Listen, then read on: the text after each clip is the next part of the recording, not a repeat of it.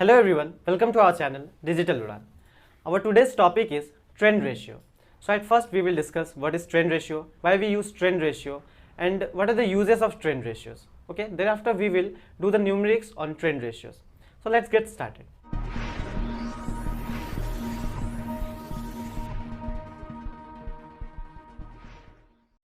So at first, what is trend ratio? So trend ratio is the index number of each financial item in the financial statement of different periods. That means trend ratio में हम हर एक financial item, चाहे वो sales हो, variable cost हो, fixed cost हो या फिर कोई भी आइटम हो, उस आइटम को हम टू द बेस ईयर के साथ कंपेयर करके उसका ट्रेंड देखते हैं कि उसका ट्रेंड क्या है, अपवर्ड है या फिर डाउनवर्ड है. ओके जैसा कि इसका नाम ट्रेंड रेशियो यानी ट्रेंड ये फॉलो करता है. या जैसे कोई भी चीज़ है, जैसे सेल्स है या फिर फिक्स्ड कॉस्ट है, वो नेक्स्ट आने वाले फ्यूचर ईयर्स में उसका ट्रेंड क्या रहेगा, अपवर्ड रहेगा या फिर डाउनवर्ड रहेगा, ये जानना कंपनी के लिए क्यों ज़रूरी है. सपोज कंपनी 2010 में स्टार्ट हुई, देन 2011, 2012, 2013, 14 में बिजनेस किया. तो 2011 में कंपनी का सेल्स इंक्रीज हुआ या नहीं, या फिर 2012 में उसका इंक्रीज हो रहा है या डिक्रीज हो रहा है. सो वो कंपनी क्या ट्रेंड फॉलो कर रही है, ये सब जानना ज़रूरी इसलिए अगर कोई भी इन्वेस्टर अपना पैसा किसी कंपनी में लगाएगा तो वो ऑफकोर्स बैलेंस शीट वगैरह वो सब भी देखेगा, बट ट्रेंड रेशियो के थ्रू वो आसानी से देख सकता है कि इस कंपनी का ट्रेंड क्या है, ये कंपनी कितना ग्रो कर रही है या फिर ये कंपनी का बिजनेस में बहुत लॉस हो रहा है यानी उसका ट्रेंड डाउनवर्ड है. ओके इन सभी चीज़ों में हम ट्रेंड रेशियोज़ का यूज़ करते हैं. सो ट्रेंड रेशियो कहाँ से आया, क्यों ये बना. सो जैसा कि हम जानते हैं फाइनेंशियल टूल्स में आते हैं अपना comparative balance sheet, common size balance sheet, ratio analysis etcetera. So common size balance sheet and comparative balance sheet के ड्रॉबैक्स के कारण हम ट्रेंड रेशियोज यूज़ करते हैं, प्रीफर करते हैं यूज़ करना, क्योंकि कंपैरेटिव बैलेंस शीट में हम किसी भी 2 ईयर्स का कंपैरिजन करते हैं एंड देखते हैं कि उनका परसेंटेज चेंज क्या है. सो परसेंटेज चेंज अगर इंक्रीज हुआ देन अच्छा है एंड डिक्रीज हुआ वो सब हम चेक करते हैं. लेकिन बट हमें उससे ट्रेंड मालूम नहीं पड़ पाता है कि उस कंपनी का ट्रेंड क्या है, अपवर्ड ट्रेंड है या डाउनवर्ड ट्रेंड है. एंड कॉमन साइज स्टेटमेंट में क्या होता है, हम हर एक आइटम को टोटल के साथ कंपेयर करके देखते हैं वो टोटल का कितना परसेंट है, बट हम वहाँ पे भी कंपैरिजन नहीं कर पाते हैं एक ईयर से दूसरे ईयर में कि उसका कौन सा ट्रेंड फॉलो कर रहा है.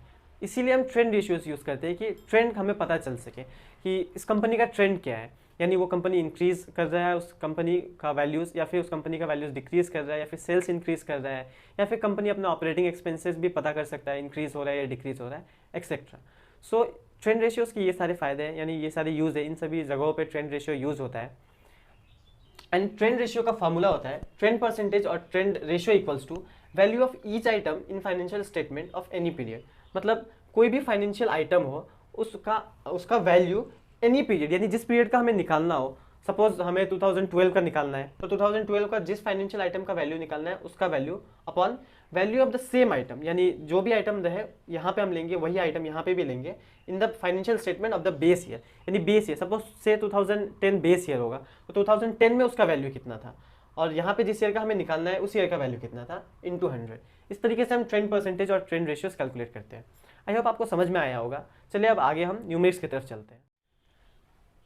तो आइए दोस्तों हम सम्स की तरफ चलते हैं. जैसा कि हमारा पहला सम दिया हुआ है, compute the trend ratio from the following data and comment balances as on 31 March. Okay so हमारे पास 4 ईयर का डाटा दिया हुआ है, 2011, 2012, 2013 एंड 2014. हमारे पास आइटम्स में क्या क्या दिया हुआ है, cost of material consumed, labour cost, other expenses, cost of sales, profit and sales. So हमें ये डाटा अवेलेबल दिया गया है. सो जिसके थ्रू हमें बोला है ट्रेंड परसेंटेज या फिर ट्रेंड रेशियो कैलकुलेट करने को एंड कमेंट करने को. सो आइए हम देखते हैं हम इस सम को कैसे सॉल्व कर सकते हैं. ओके सबसे पहले हम क्या करेंगे सॉल्व करने के लिए, हम ऐसा एक स्ट्रक्चर तैयार करेंगे जिसमें सबसे ऊपर हम लिखेंगे computation of trend ratio percentage, क्योंकि इसे हम परसेंटेज में कैलकुलेट करेंगे. ओके देन हम 4 कॉलम्स बना लेंगे, जितने ईयर्स दिए रहेंगे उतने कॉलम्स बना लेंगे. जैसा कि हमारा ईयर एंड हो रहा है 31 मार्च को, यानी ये सेशन अपना है 2010-11.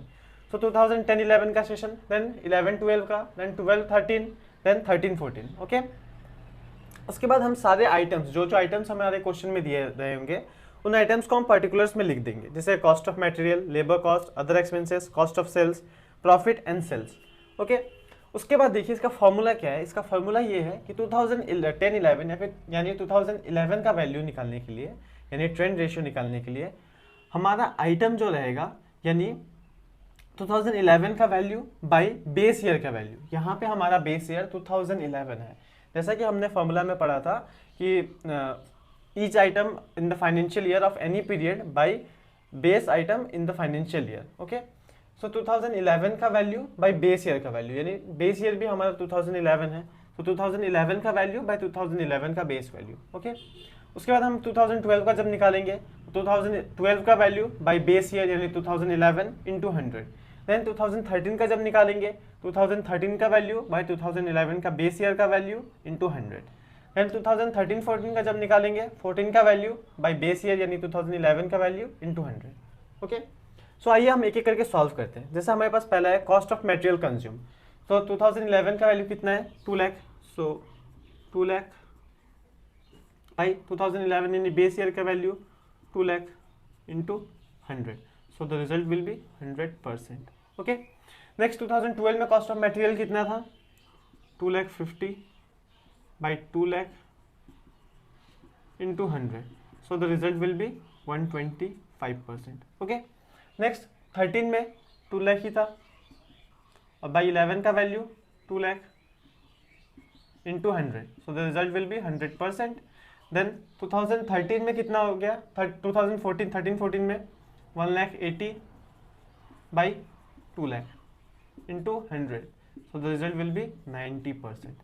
ओके, तो इससे हमें पता चल रहा है कि 2010-11 में इसका वैल्यू 100% था cost of material, then next 125% हो गया, देन नेक्स्ट फिर फॉल आया 100% हो गया, देन फिर से फॉल आया और 90% हो गया। ओके, इसी तरीके से करके हम बाकी सारे आइटम्स का कैलकुलेट करेंगे। जैसे लेबर कॉस्ट है अपने पास, तो 2011 का वैल्यू अपने को लिखना है, 2011 का value 150 by 1,50,000 into 100, so the result will be 100%। अब एक चीज़ आप ध्यान दीजिए कि यहाँ पे हर एक वैल्यू का आइटम का वैल्यू 100% ही आएगा, क्योंकि हम सेम आइटम को उसके बेस ईयर से डिवाइड कर रहे हैं, सो हर एक आइटम का यहाँ पे वैल्यू 100% ही आएगा। आप चेक कर सकते हैं इस चीज़ को कैलकुलेट करके। ओके, क्योंकि हम सेम आइटम को उसी आइटम से डिवाइड कर रहे हैं, मल्टीप्लाई बाय 100, सो 100% रिजल्ट आएगा। ओके, नेक्स्ट लेबर कॉस्ट अपना 12 में कितना है 1,50,000, so 1,50,000 by 1,50,000 into 100, so again 100%। Then 2 lakh by 1,50,000 into 100, so the result will be 133.33%। Okay,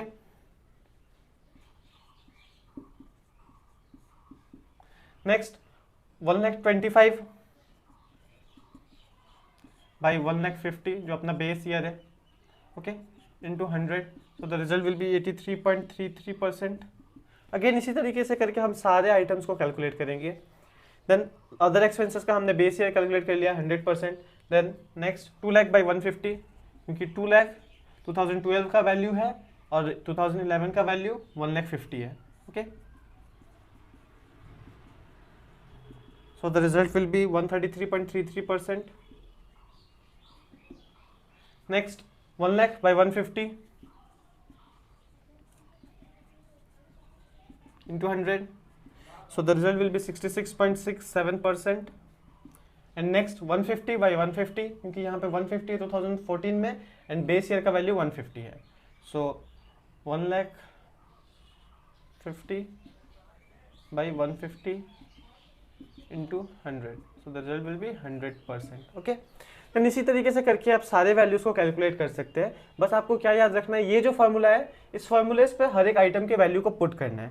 सो हम जब कैलकुलेट करेंगे तो अपना आंसर आएगा इसका 120%, then 100%, then 91%, then 100%, then 83.33%, then 115%, then 112.5%, then 93.75% and then 100%. Okay, आप कैलकुलेट कर सकते हैं। बस आपको क्या करना है कि 2012 के वैल्यू को लेना है बाई 2011 के वैल्यू इंटू 100, ये 2011-12 का आपका 20% निकल जाएगा। देन सेम इसमें 13/11 करना है, इसमें 14/11 करना है। बस आपको जो डाटा दिया हुआ है उस डाटा को प्रॉपरली पुट करना है एंड परसेंटेज कैलकुलेट करना है। ओके, सो पहला काम हमने कर लिया है, compute the trend ratio from the following data. Then हमें कमेंट करना है। अब हमें कमेंट क्या करना पड़ेगा, सो इसे देख के हमें क्या पता चल रहा है कि कंपनी कैसी है, क्या प्रोग्रेस कर रहा है, क्या सेल्स में इंक्रीज आया है, क्या डिक्रीज आया है, क्या प्रॉफिट में इंक्रीज आया है, इन सभी चीज़ों के बारे में हमें कमेंट करना है। सो एंड में हम ज़्यादातर एंड का जो हमारे पास रिजल्ट दिया होता है ज़्यादातर हम उस चीज़ को लेके कमेंट करते हैं। तो जैसा कि हम देख सकते हैं कि यहाँ पे एंड में हमारा प्रॉफिट स्टार्टिंग ईयर में 100% था, देन 100% ही रहा, देन प्रॉफिट में यहाँ पे फॉल आया, बट अगेन यहाँ पे इंक्रीज हो गया प्रॉफिट। सो हम जैसा देख सकते हैं comparing to the base year यानी 2011 अपना प्रॉफिट 50% इंक्रीज किया। ओके, बट हमें और एक चीज़ दिख रही है कि कॉस्ट ऑफ मटेरियल जो कि 100% था, देन 125% हुआ, देन अगेन 100% हुआ, बट एंड में हमारा यहाँ पे फॉल आया। कॉस्ट ऑफ मटेरियल कंज्यूम में 90% हो गया, यानी 10% का फॉल आया। और एक चीज़ हम देख सकते हैं, सेल्स अपना स्टार्टिंग में 100% था, देन इंक्रीज हुआ, देन डिक्रीज हुआ, देन अगेन फिर घूम फिर के अपना सेल्स 100% ही आया। सो ओवरऑल हम देख सकते हैं यहाँ पे बहुत सारे चीज़ों में फ्लक्चुएटिवली चेंजेस आए। सो हमें एग्जैक्ट रीज़न नहीं मिल पा रहा है कि सेल्स में सेम रहने के कारण या फिर सेल्स में इंक्रीज नहीं होने के कारण या फिर प्रॉफिट में इंक्रीज होने का एग्जैक्ट रीज़न क्या है। तो इन सभी चीज़ों को हम कमेंट में लिख सकते हैं। आई होप आपको समझ में आया होगा। चलिए हम नेक्स्ट क्वेश्चन की तरफ बढ़ते हैं। सो गाइस, हमारा नेक्स्ट सम है from the following data compute trend ratio and make necessary comments. हमारे पास डाटा में दिया हुआ है year, sales, inventory and receivable 2009-10, 2010-11, 11-12, 12-13, 13-14। Okay, sales का वैल्यूज हमें दिया हुआ है इन सारे ईयर्स का, इन्वेंट्री का वैल्यूज दिया हुआ है एंड रिसीवेबल का वैल्यूज दिया हुआ है। सो इससे हमें ट्रेंड रेशियो कैलकुलेट करना है एंड हमें कमेंट करना है। सो आइए इस सम को हम सॉल्व करते हैं। जैसा कि मैंने पहले ही बताया था आपको, हमें सबसे ऊपर लिख लेना है computation of trend ratio percentage, क्योंकि हम इसे परसेंटेज में कैलकुलेट करेंगे। देन हमें एक पर्टिकुलर्स का कॉलम बनाना है, देन जितने ईयर्स दिए रहे हैं उतने सारे हमें कॉलम बना लेने हैं। जैसे यहाँ पे 1 2 3 4 5 ईयर्स दिए हुए हैं, तो हम 5 ईयर्स के कॉलम बना लेंगे। 2009-10, 10-11, 11-12, 12-13 एंड 13-14। सो जैसा हम पहले करते थे कि हमारे यहाँ पे बेस ईयर 2009-10 है, या फिर यानी हम उसे 2010 पकड़ लेते हैं। तो 2010 का value divided by base year का वैल्यू यानी 2010 का वैल्यू इनटू 100। देन 2010-11 के लिए 2011 का वैल्यू बाय बेस ईयर जो कि अपना 2010 है इनटू 100। ओके, नेक्स्ट 2011-12 के लिए 2012 का वैल्यू बाय 2010 का वैल्यू जो कि बेस ईयर है into 100। Then 2013 by 10 into 100, then 14 by 10 into 100। So ये हमारा बेसिक हमने लिख लिया। देन हम कैलकुलेट करेंगे एक एक करके। सो स्टार्ट करते हैं हम। जैसा कि हमारे पास सबसे पहले सेल्स दिया हुआ है, तो सेल्स का हम सबसे पहले कैलकुलेट करेंगे। सेल्स का 2009-10 में अपना वैल्यू दिया गया है 3 लाख एंड अपना बेस भी 3 लाख ही है। सो into 100 the result will be 100%। जैसा कि हम जानते हैं बेस ईयर के साथ हम जब बेस ईयर को डिवाइड करेंगे और इनटू 100 करेंगे तो अपना 100% ही आएगा। ओके, नेक्स्ट 2010-11 में अपना वैल्यू दिया है 325 और बेस ईयर का वैल्यू हमारा 3 लाख है into 100। So the result will be 108.33%। Next 11-12 का 3,50,000 एंड बेस ईयर का वैल्यू तो 3 लाख ही है into 100। So the result will be 116.67%। Okay, next 360 by 3 lakh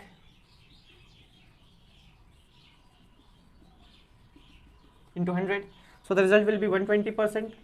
okay, then 14 के लिए 375 by 3 lakh base year into 100. So the result will be 125%. Okay, next इसी तरह हम इन्वेंट्री का कैलकुलेट करेंगे। इन्वेंट्री का बेस में 2010 में 1 लाख एंड बेस का भी वैल्यू 1 लाख ही है into 100। So the result will be 100%। Next 1,50,000 by 1 lakh into 100। So the result will be 150%। Next 2 lakh by 1 lakh base year का value into 100, the result will be 200%। Then next 250 by 1 lakh into 100, so the result will be 250%। Then next 290 by 1 lakh into 100, so the result will be 290%। Next receivables में हम जाते हैं। Receivable का अपना 2010 का value है 50,000 by base year का भी वैल्यू 50,000 ही है into 100। So result will be 100%। Next 75 है बाई बेस ईयर का value 50,000 into 100। So the result will be 150%। Next 1 lakh दिया हुआ है divided by 50,000 into 100। So the result will be 200%। Next 125 divided by 50 into 100, so the result will be 250%. And last 150 by 50,000 into 100, so the result will be 300%. Okay, so इस तरीके से करके हमने trend ratios complete कर लिया, trend ratios calculate कर लिया और हमने क्वेश्चन का पहला पार्ट कंप्लीट कर लिया. देन हमें कमेंट करने को बोल रहा है. सो हम कमेंट कैसे करेंगे देखते हैं हम. इसका इस स्टेटमेंट को देख के हमें क्या पता चल रहा है कि सेल्स इंक्रीज हुआ है, ग्रेजुअली इंक्रीज हुआ है, हर एक साल पहले के कंपैरिजन में इंक्रीज हुआ. यहाँ पे 100% था, देन यहाँ पे 108 हुआ, देन यहाँ पे 116 हुआ, देन 120 हुआ, देन 125 हुआ. यानी एक पॉजिटिव साइन है कंपनी के लिए, कंपनी का सेल्स ग्रेजुअली इंक्रीज हुआ है. देन नेक्स्ट हम देखते हैं इन्वेंट्री. इन्वेंट्री 100% था, देन 150 हुआ, देन 200, देन 250, देन 290. यानी यहाँ पे भी ग्रेजुअली इंक्रीज हुआ है. देन रिसीवेबल्स 100% था, 150 हुआ, देन 200 हुआ, देन 250 हुआ, देन 300 हुआ. इसमें भी ग्रेजुअली इंक्रीज हुआ है. लेकिन क्या ये कंपनी के लिए अच्छा है या नहीं अच्छा है, इस चीज़ के बारे में हमें कमेंट करना पड़ेगा. जैसा कि हम जानते हैं सेल्स तो इंक्रीज हुआ है, बट इन्वेंट्री और रिसीवेबल में कंपनी ने बहुत ज़्यादा इंक्रीज आया है कंपनी के, क्योंकि रिसीवेबल में उसका बहुत सारा पैसा वहाँ पे अटका हुआ है कि वो 100% से 300% हो गया. यानी 200% इंक्रीज हुआ है आपका रिसीवेबल्स में एंड करीब करीब 190% इंक्रीज हुआ है इन्वेंट्री में. सो इससे हमें पता चलता है कि कंपनी बहुत ज़्यादा क्रेडिट बिजनेस स्टार्ट कर दिया है, जिसकी वजह से कंपनी का सेल्स इतना ज़्यादा बढ़ गया है. सो हम कमेंट में लिख सकते हैं कि कंपनी की ट्रेड पॉलिसी इफेक्टिव नहीं है, सो कंपनी को इसे इंप्रूव करने की ज़रूरत है. और हम ये भी दिखा सकते हैं कि कंपनी का receivable comparing to the base year 200% increase हुआ है एंड इन्वेंट्री 190% इंक्रीज हुआ है. और हम ये भी लिख सकते हैं कि 25% इंक्रीज हुआ है, बट कंपनी का ट्रेड पॉलिसी इफेक्टिव नहीं है एंड कंपनी को इसे इंप्रूव करने की ज़रूरत है. ओके, आई होप आपको समझ. आइए हम अपने नेक्स्ट सम की तरफ बढ़ते हैं, जो है हमारा from the following data compute trend ratio and comment. Okay, so हमारे पास 2 ईयर्स का वैल्यू दिया हुआ है 2013 एंड 2014. हमारे पास आइटम्स में दिया हुआ है net sales, cost of goods sold, GP, other operating expenses, operating profit, then interest on long term debt, profit before tax, tax at the rate of 20% and net profit after tax. So ये question हमारा सजाया हुआ है. कभी कभी हमारे पास कभी ऐसा क्वेश्चन आता है जिसमें सिर्फ रॉ डाटा दिया होगा, net sales, cost of goods sold, then other operating expenses, interest on long term debt and tax at the rate of 20%.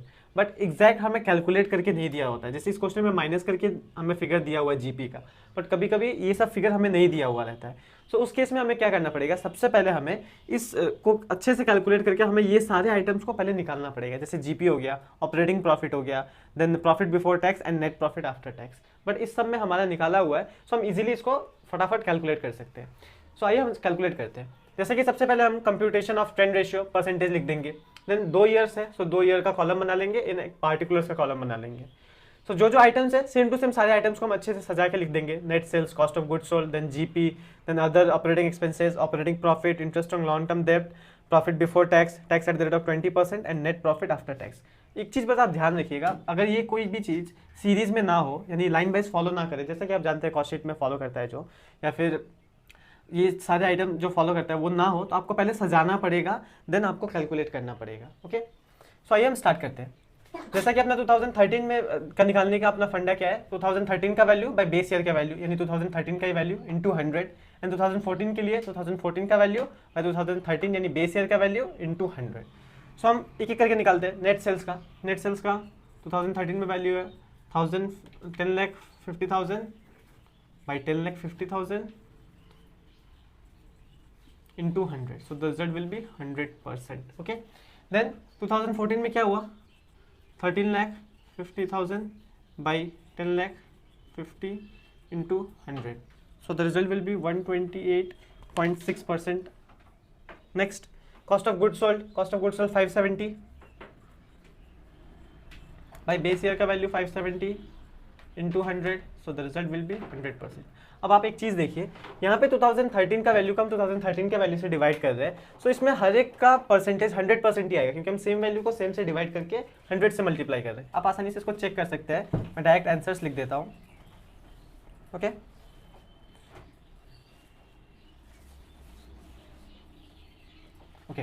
Next अब हम 14 का कैलकुलेट करते हैं. 14 के लिए हमें क्या चाहिए, हम 14 का वैल्यूज को लिखेंगे, डिवाइडेड बाय 13 के वैल्यूज को करेंगे और अपना रिजल्ट आ जाएगा. जैसे कॉस्ट ऑफ गुड्स सोल्ड का वैल्यू क्या है, 645 divided by 570, 645 divided by 570 into 100, so the answer will be 113.16%. Okay, इसी तरीके से आप हर एक साल के वैल्यू को उसके 13 के वैल्यू से अगर डिवाइड करके 100 से मल्टीप्लाई करेंगे तो आपका रिजल्ट आ जाएगा. देन ग्रॉस प्रॉफिट का 7,05 by 480 into 100, so the answer will be 146 46.88%। इसी तरीके से आप कर सकते हैं, मैं डायरेक्ट आंसर्स लिख देता हूँ। 144%, then 148%, then 85%, then 162%, then 162%, then 162%। Okay, आपको क्या करना है, बस इस वैल्यू को बाई में इस वैल्यू से देना है और 100 से मल्टीप्लाई करना है, मतलब ये वैल्यू बाई ये वैल्यू इंटू 100, जैसा कि हमारे ऊपर ही लिखा हुआ है 14 का वैल्यू बाई 13 का वैल्यू इंटू 100। ओके, तो इस तरीके से करके हम ट्रेंड रेशियो स्टेटमेंट को देख के हमें कमेंट करना है। जैसा कि हम देख सकते हैं comparing to the previous year, यहाँ पे अपना नेट प्रॉफिट इंक्रीज हुआ है 62% से। ओके, एंड हम देख सकते हैं अपना ग्रॉस प्रॉफिट भी इंक्रीज हुआ है करीब करीब 46.88% से। ओके, नेक्स्ट हम देख सकते हैं ऑपरेटिंग एक्सपेंसेस भी इंक्रीज हुआ है 44% के आसपास। ओके, अपना नेट सेल्स भी इंक्रीज हुआ है 28% के आसपास। ओके, इस तरीके से इन सभी चीज़ों को कंपेयर करके हम कमेंट्स में लिख सकते हैं। और मेन अपना कमेंट ये होगा कि कंपनी का net profit comparing to the previous year 62% बढ़ा है, और इसका मेन रीजन हमें अगर देना हो तो हम मेन रीजन में बता सकते हैं कि कंपनी का नेट सेल्स 28.6% बढ़ा है एंड कंपनी का जीपी 46.88% बढ़ा है। बट यहाँ पे एक और चीज़ है जो हमें ध्यान देना पड़ेगा कि कंपनी का अदर ऑपरेटिंग एक्सपेंसेस 44% इंक्रीज हुआ है, जिससे कंपनी को मैनेज करने की जरूरत है, यानी company have to reduce their operating expenses. Okay, इस तरीके से आप इस क्वेश्चन को ट्रेंड रेशियोस कैलकुलेट करने के बाद आप कमेंट कर सकते हैं। आई होप आपको समझ में आया होगा। सो इस तरीके से हमने ट्रेंड परसेंटेज या फिर ट्रेंड रेशियो कैलकुलेट करना सीखा, एंड हमने ये भी देखा कि हम कैसे इससे कैलकुलेट करने के बाद कैसे हम कमेंट करते हैं। ओके, आई होप आपको समझ में आया होगा। And if you have any problem relating to trend ratio और ट्रेंड परसेंटेज और any problem relating to comment section, then you can comment down and we will answer you. And अगर आपको इसके सम्स के पीडीएफ चाहिए होंगे या फिर और किसी नोट्स के पीडीएफ चाहिए होंगे, then you can join us on Telegram group, the link is below in description, and you can also follow us on our Facebook page, Digital Udan. Stay connected with us, and thank you everyone.